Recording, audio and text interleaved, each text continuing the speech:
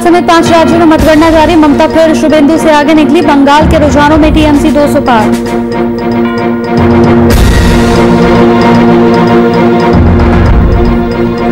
मधुपुर उपचुनाव में 10वें राउंड की गिनती पूरी। झामुमो गठबंधन प्रत्याशी हाफिजुल हसन की बढ़त बरकरार।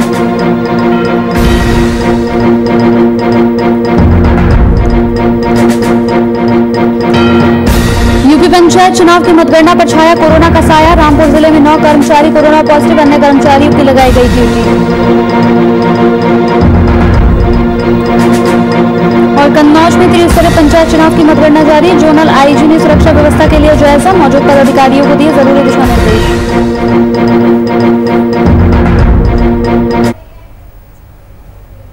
नमस्कार, वीआईपी न्यूज में आपका स्वागत है। आपके साथ हाजिर हूं मैं कंचन। मधुपुर विधानसभा उपचुनाव की मतगणना धीरे धीरे रफ्तार पकड़ने लगी है। अब तक 10वें राउंड की गिनती हो चुकी है, जिसमें झामुमो गठबंधन प्रत्याशी हाफिजुल हसन की बढ़त बरकरार है। हाफिजुल बीजेपी प्रत्याशी गंगा नारायण से आगे चल रहे हैं।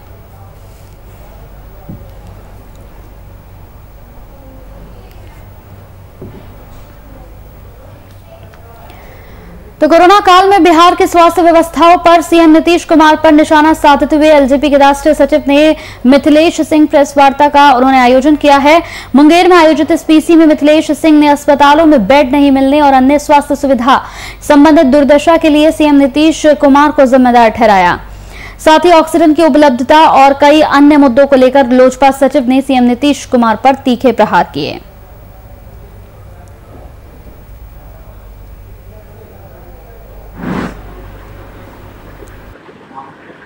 सब प्रमुख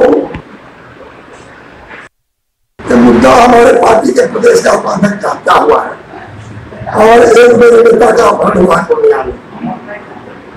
बिहार सरकार कहती है जंगलवाद स्थापा है। अब जंगलवाद से बेसी जंगलवाद हो जाएगा सरकार में। और ये सरकार लुटेरों की सरकार है, गुंडों की सरकार है। इस सरकार में किसी आदमी का इज्जत आदमी सुरक्षित नहीं है। अभी कोरोना में पूरे बिहार में कहीं किसी रोगी का इलाज होने वाला नहीं है।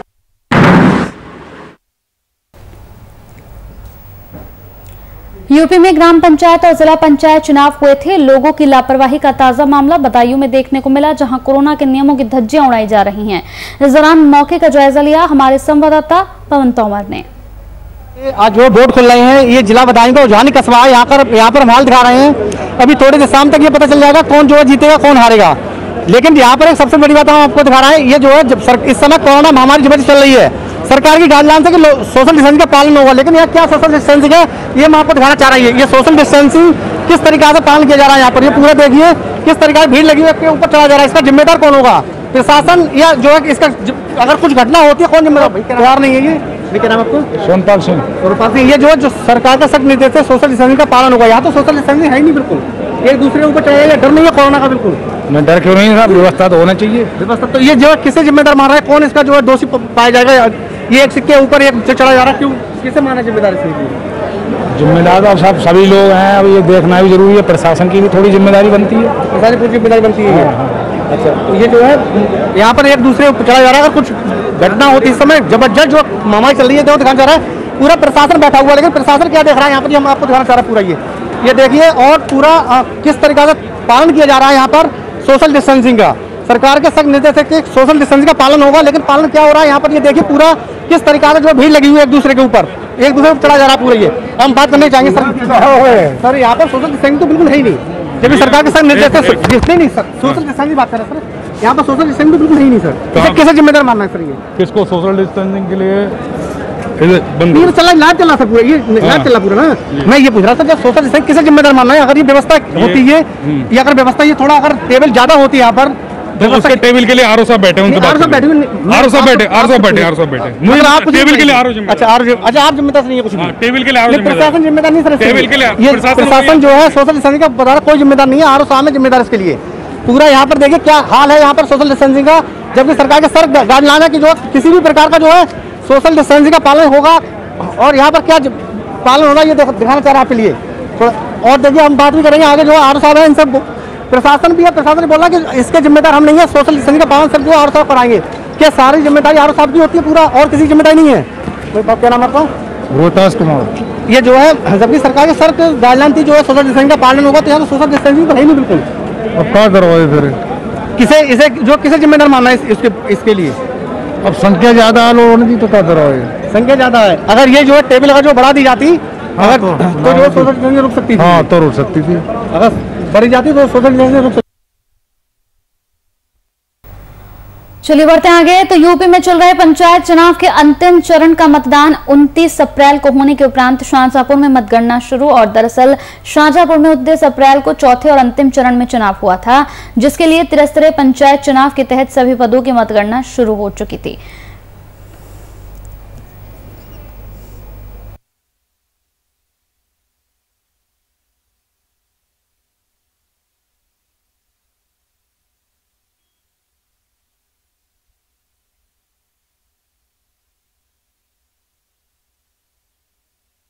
को तैनात किया गया। तस्वीरों में आप देख सकते हैं सोशल डिस्टेंसिंग को लेकर पुलिस बल को तैनात किया गया। साथ ही पुलिस बल को तैनात करने के साथ ही यहां पर सोशल डिस्टेंसिंग का पालन कराने की जो लोगों से अपील की जा रही थी वो काफी हद तक यहां नाकाम साबित हुई। तस्वीरों में आप देख सकते हैं।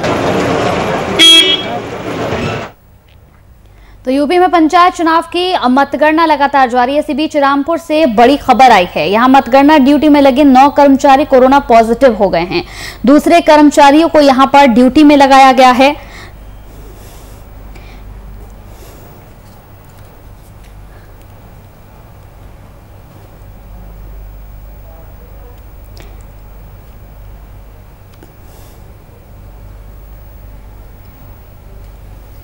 तो कन्नौज जनपद में जारी त्रिस्तरीय पंचायत चुनाव के यहां पर वोट कटिंग जारी है। इसी बीच सुरक्षा को लेकर प्रशासन भी पूरी तरह से चाक चौबंद नजर आ रहा है। सुरक्षा का जायजा लेने के लिए कानपुर के जोनल आईजी मोहित अग्रवाल ने जनपद के विभिन्न मतगणना स्थल का निरीक्षण किया। इस दौरान उन्होंने मौजूद पदाधिकारियों को महत्वपूर्ण दिशा निर्देश दिए। इस दौरान मौके पर कन्नौज के एसपी समेत कई अन्य पुलिस पदाधिकारी मौजूद रहे।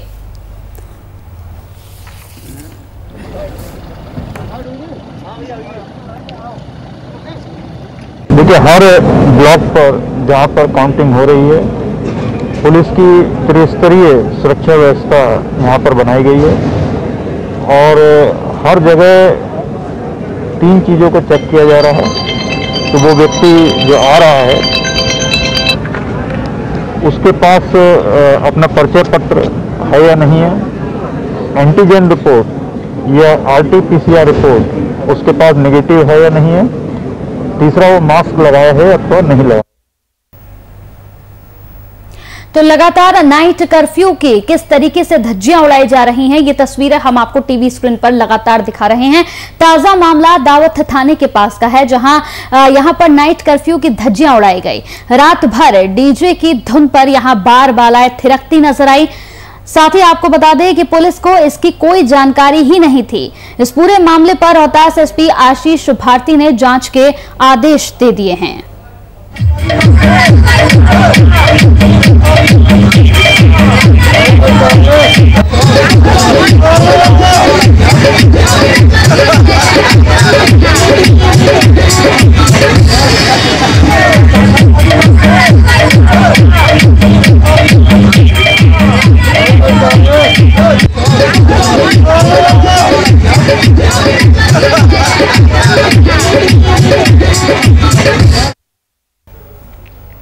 तो वैश्विक महामारी कोरोना वायरस के संक्रमण के बीच ऑक्सीजन सिलेंडर में लगने वाले रेगुलेटर की परेशानियों को झेल रहे लोगों के लिए यहां पर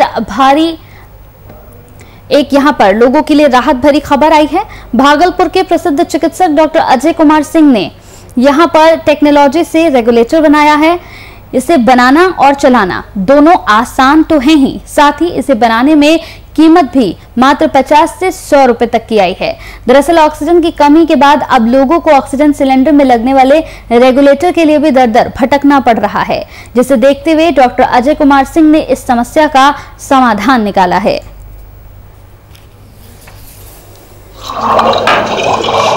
आदमी का ऑक्सीजन के सहारे कट रहा है। वैसे में कई बार ऑक्सीजन सिलेंडर रहता है लेकिन रेगुलेटर नहीं है और रेगुलेटर के बिना ऑक्सीजन बाहर नहीं आ सकता है और यह त्राहिमाम कई दिनों से चल रहा है। तो हमने अपने टीम के साथ धर्मेंद्र, राहुल और मैंने एक किट बनाया है जो सिंपल सिरिंज जो होता है, प्लास्टिक का सिरिंज, उससे बनाया है और उससे हम बना के दिखा दिए। ये सक्सेसफुली ये पेशेंट को ऑक्सीजन दे सकता है। सिर्फ चाबी घुमाते समय थोड़ी सावधानी विशेष रखनी चाहिए, बहुत धीरे धीरे, और जब सारा सेट कर लीजिए ठीक से तब आप पेशेंट के नाक में ऑक्सीजन लगाइए, उसके पहले नहीं लगाना है, पहले अभी नाक में नहीं लगाना है। तो औरंगाबाद का एक दबंग अधिकारी अनिल कुमार सिन्हा, जिसे जिला परिवहन पदाधिकारी का पद मिला हुआ है, जिसकी जुबान यहाँ पर निरीह पब्लिक के सामने गाली गलौज से खुलती है और हाथ पैर तक चलाने से वो बाज नहीं आता। पिछले साल भी इस अधिकारी से प्रवासी मजदूरों ने रोटी मांगी थी तो ये गोली और थप्पड़ भी यहाँ पर उसने चलाए थे, लेकिन आज तक इसके खिलाफ किसी तरह से कोई कार्रवाई नहीं हुई है। कोरोना के नाम पर शहर की सड़कों पर कानून अपने हाथ में लेकर इसकी गुंडागर्दी अक्सर दिखती है। एक बार फिर उन्होंने अपनी दबंगई का परिचय दिया और एक वाहन को रुकवाकर सीधे यहाँ पर गाली गलौज से उससे बातचीत की और इस मामले को बढ़ा दिया।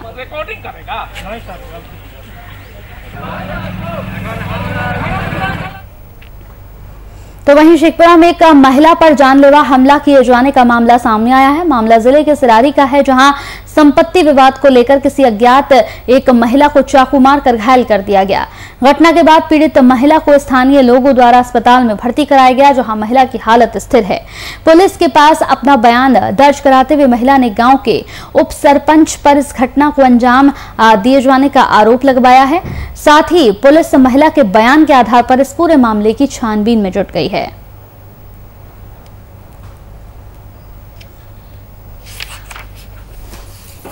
यही है, ये अपने पति और पुत्र दोनों से अलग है, ठीक है ना। आदमी अपना कमा करके जीवन यापन करता है। 15 में रहती है अभी फिलहाल, वहां से काम करने के लिए ये आई थी।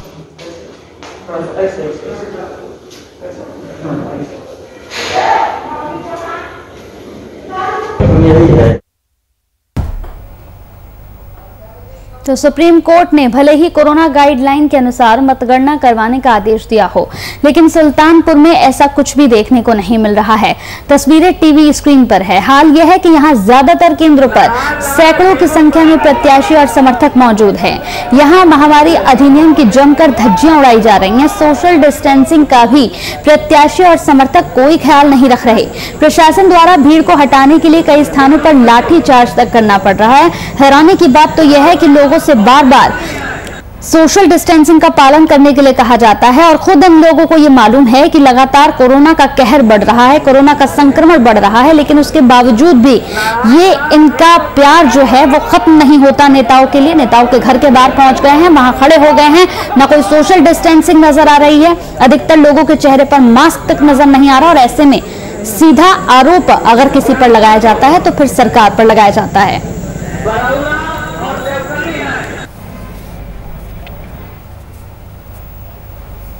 तो कोरोना महामारी में जहां देश भर में रेमडेसिविर इंजेक्शन की किल्लत चल रही है, ऐसे में मरीज और तीमारदारों के साथ धोखाधड़ी कर इंजेक्शन की कालाबाजारी करने वाले यहां पर सक्रिय हो गए हैं। झांसी में रेमडेसिविर के 40,000 से यहां पर 1 लाख रुपए तक के बिकने की सूचना के बाद एसएसपी ने एसओजी सहित पुलिस फोर्स को सक्रिय किया। पुलिस ने कालाबाजारी की शिकायत पर पूरे गिरोह को पकड़ने में यहां पर सफलता हासिल की है। इस मामले में पुलिस ने 7 लोगों को गिरफ्तार किया है और साथ ही कई यहां पर वायल इंजेक्शन के साथ साथ नकद भी जब्त किया। जानकारी के अनुसार यहां पर एसएसपी रोहन पी करने को मेडिकल कॉलेज क्षेत्र में कालाबाजारी का काम यहां पर संचालित किए जाने की सूचना मिली थी, जिसके आधार पर टीम गठित कर यह कार्रवाई की गई।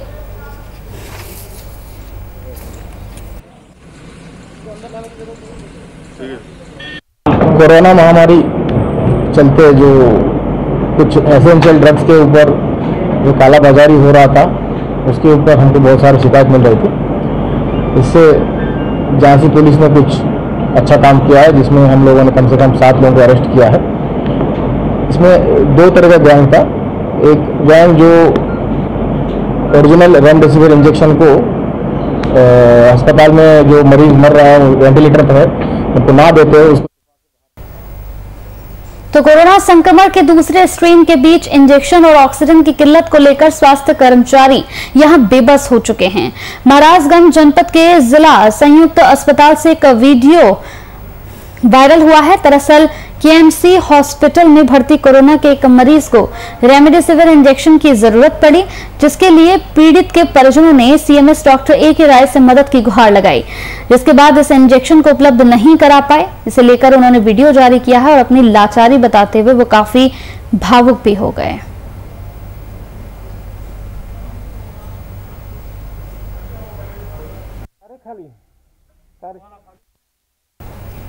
तो वहीं औरंगाबाद जिले में कोरोना को लेकर जारी नए कोरोना संक्रमण के नई सरकारी गाइडलाइन का सख्ती से पालन कराया जा रहा है। जिला और पुलिस प्रशासन के अधिकारी आम लोगों के बीच जाकर नियमों के पालन किए जाने को सुनिश्चित कर रहे हैं। साथ ही नियमों का उल्लंघन करने वालों के खिलाफ कार्रवाई भी की जा रही है।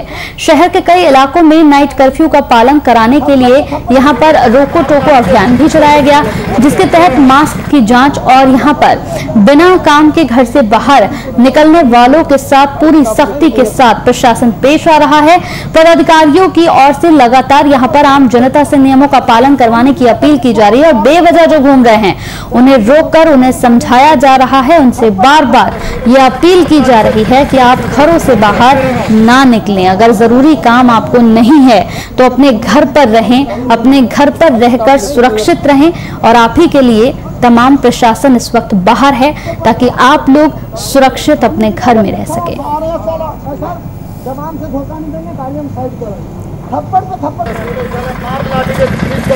देखिए, राज्य सरकार के आदेश से पूरे राज्य में 6 बजे शाम से 6 बजे सुबह तक संध्या कर्फ्यू लागू है।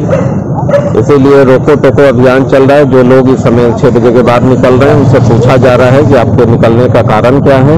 यदि जस्टिफाइड है, लोग किसी मेडिकल रीजन से निकल रहे हैं या कोई बहुत आवश्यक काम है तो ठीक है, और नहीं तो फिर अन्य लोगों को गाड़ी का हेलमेट, सीट बेल्ट आदि का चेक करके उनसे फाइन वसूला जा रहा है। साथ में लोगों को सलाह दी जा रही है कि कम से कम घर से निकले, बहुत आवश्यकता होने पर ही निकले। कोरोना महामारी का बहुत बुरा असर है, सभी बहुत तेजी से फैल रहा है। अपने और अपने समाज के लोगों को कोरोना से बचाने हेतु आगे आए।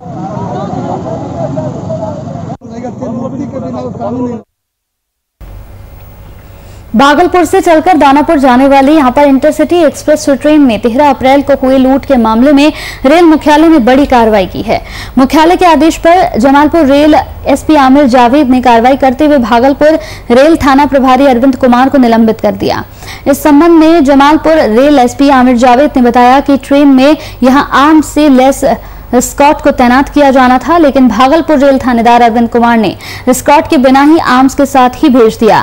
थाना प्रभारी के पद से निलंबित किए गए इंस्पेक्टर अरविंद कुमार को जिला मुख्यालय के जेल में योगदान देने के लिए निर्देशित भी किया गया है। आपको बता दें कि बीते 13 अप्रैल को बरियारपुर रतनपुर रेलखंड के बीच ऋषिकुंड यहां पर हॉल्ट पर दानापुर भागलपुर इंटरसिटी ट्रेनों में दर्जनों अपराधियों ने लूट की घटना को अंजाम दिया था।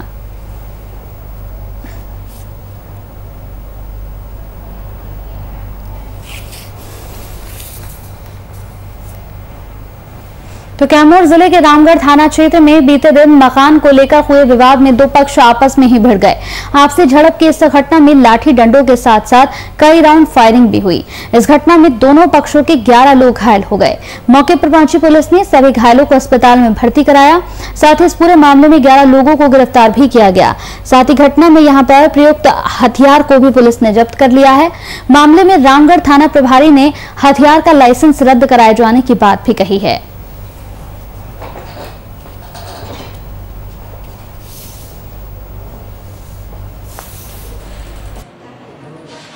पुलिस तत्काल वहाँ पे पहुँची और कुछ वीडियोज़ वगैरह भी वायरल हुए जिसमें बंदूक दिखाते हुए फायरिंग की गई थी।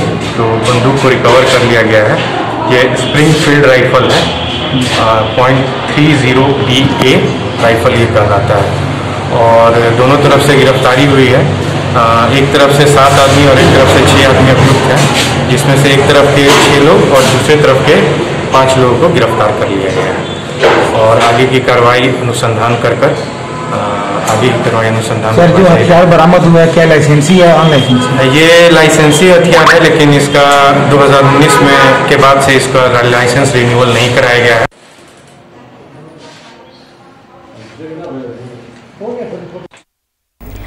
तो पाकुड़ जिले में 2 गुटों में हुए आपसी विवाद में एक पुलिसकर्मी समेत 2 लोगों की मौत का सनसनीखेज मामला सामने आया है। मामला जिले के लिट्टीपाड़ा थाना क्षेत्र का है, जहां 2 गुटों के बीच मामूली विवाद में गोलियां चली। इस गोलीबारी में एक नाबालिग और एक पुलिसकर्मी की मौत हो गई है। झड़प की सूचना पर मौके पर पहुंची स्थानीय पुलिस ने दोनों घायलों को सामुदायिक स्वास्थ्य केंद्र में यहां पर लेकर आए, जहां इलाज के दौरान दोनों की मौत हो गई। साथ ही पुलिस द्वारा इस पूरे मामले की छानबीन किए जाने पर विवाद का कारण यहां पर आम तोड़ने को बताया गया। मामले में पाकुड़ के एसपी मनीलाल मंडल ने कहा कि आगे की कार्रवाई जारी है।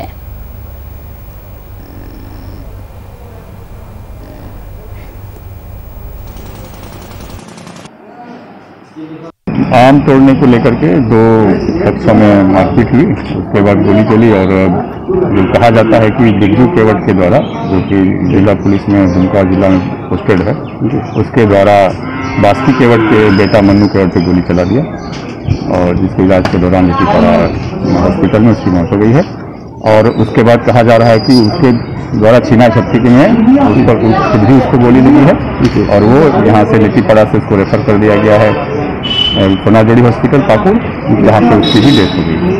आगे हम लोग इससे अनुसंधान कर रहे हैं कि गोली दोनों तरफ से चली या फिर एक तरफ से चली, इसके लिए हम अनुसंधान कर रहे हैं। जो डबल मर्डर हुआ है इसको अभी हम पीओ पर से हम लौट के आ रहे हैं देख के।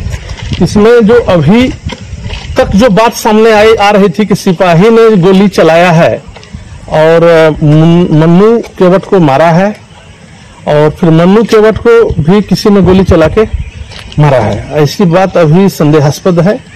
हम लोग सच्चाई अनुसंधान कर रहे हैं। सहरसा जिला, जहां बेखौफ चोरों ने बंद घर को निशाना बनाया है। चोरों ने बंद पड़े घर का ताला तोड़कर नकदी समेत लाखों का सामान यहां से साफ कर दिया। चोरी की घटना सदर थाना क्षेत्र के नया बाजार के यहां पर नरियार वार्ड नंबर 2 की है। पीड़ित परिवार की माने तकरीबन 3 लाख के जेवरात, नकदी, बर्तन सहित अन्य कई सामान यहां पर चोरी कर चोर फरार हो गए। सूचना मिलते ही मौके पर पहुंची सदर थाने की पुलिस इस पूरे मामले की जांच पड़ताल में जुट गई है।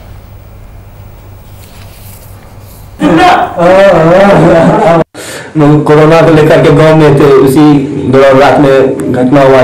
गोदरेज घर तोड़ करके सारा जेवर ले गया सब कुछ। कब की घटना?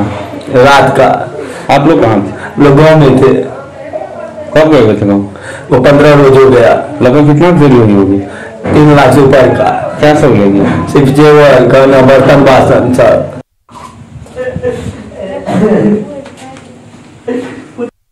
चोर विदेश से मोबाइल लेके आप लोग जा। चलिए इसी के साथ वीआईपी न्यूज में मेरे साथ इतना ही। नमस्कार।